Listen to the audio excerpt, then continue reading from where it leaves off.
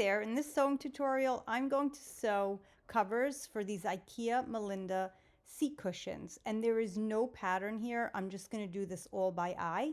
And I hope this sewing tutorial helps you to create covers for your indoor, possibly Ikea cushions or whatever cushions you have and want to recover. So I cut off the tags here, and I'm also going to cut off the Velcro straps here. And I'm saving these pillows because IKEA has more than doubled the price of these pillows since I bought these, and they're still good. So why buy new ones, right? I think so. So anyway, I'm using this fabric here that does have a little stretch to it, but coordinates so well with my kitchen decor. As I mentioned before, this is a no pattern sewing tutorial. So what I'm going to do is create this entirely by eye. So I have the fabric folded wrong sides together, and now I'm marking on the wrong side about where the center of the side of the pillow is there. So when I lift up the fabric, it does touch, or my line that I drew here does touch the center of the pillow, just like this. And that's exactly what I'm going to do, even around the curve and the rest of the two other sides of the pillow.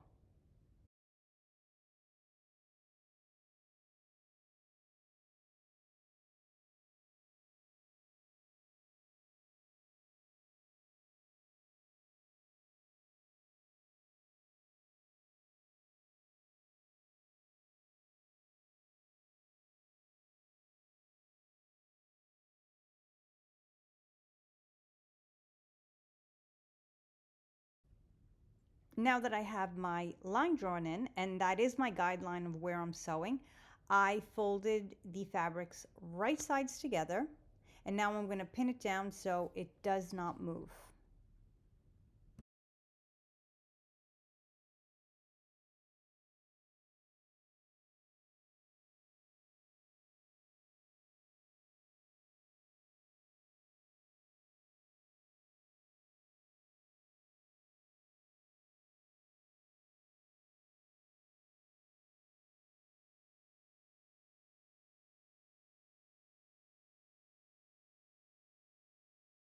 Next, I'm going to go over to my sewing machine, and I'm going to sew right around the straight line and the curve. And I'm going to back stitch at the beginning right here and at the end of that curve. I don't have to sew on the fold of the fabric, but if you choose to, you can, if you want to see a seam there.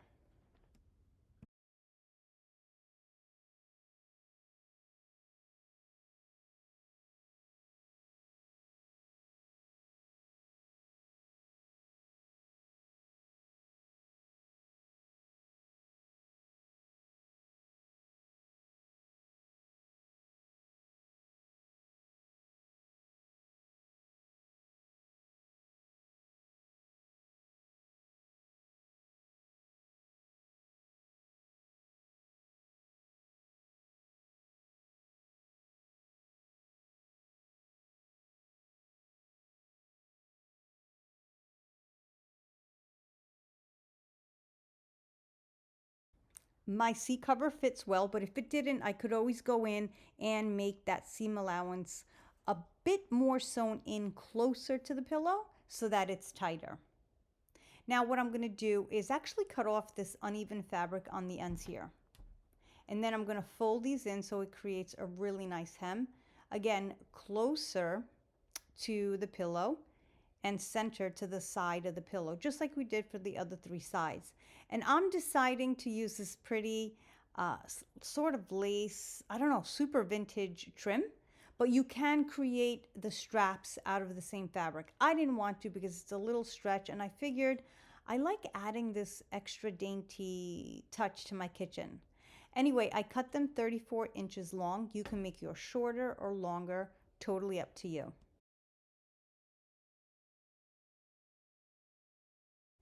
And I'm going to singe with a match the ends of this ribbon so that they don't fray.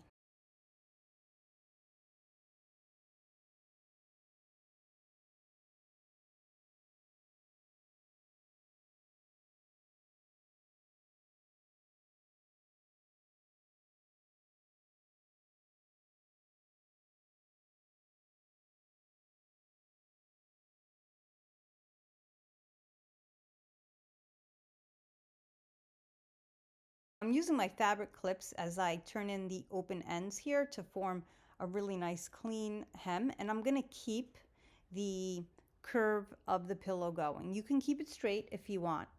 And before I close that in, I'm going to fold my strap, or whatever you want to call these, into the edge here, and I'm going to squish mine in, sort of layering it there.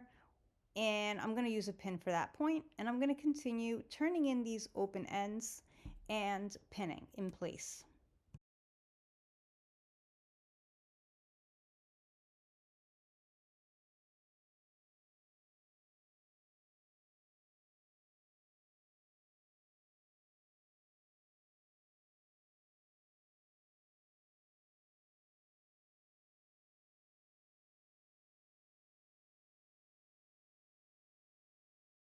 You can finish this close with a blind stitch, and if you don't know how, go ahead and click on the link right here on the top of your screen. But what I'm going to do instead is I am going to actually sew across, back stitching on the ends on the very edge of the hem here. Remember, I am going to back stitch on the ends, but if you don't want to see that sewing line, go ahead and do a blind stitch and follow my tutorial if you don't know how. It is pretty simple.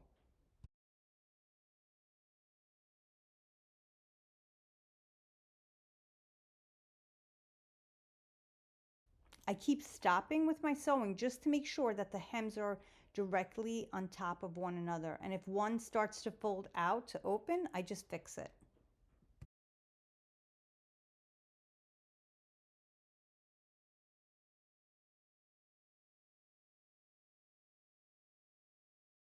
I can say the pillow cover is done right here, but I want the tufts to show. I like a tufted pillow.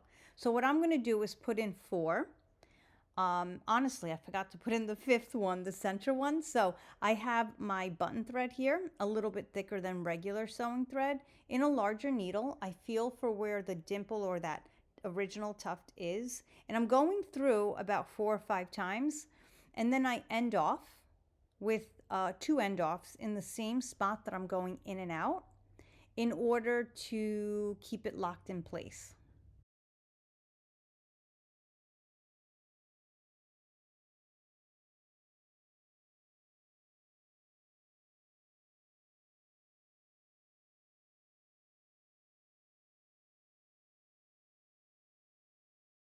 To end off, I make the stitch right through the same spot there, and as I pull through, I hold on to that loop and put the needle through the loop.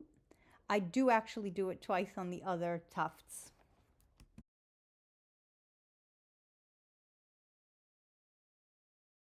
And that was such an easy sewing, no pattern project that you could even do at home for your seat covers. Anyway, I really hope you enjoyed this sewing tutorial and it inspires you to cover your own seat covers for your home.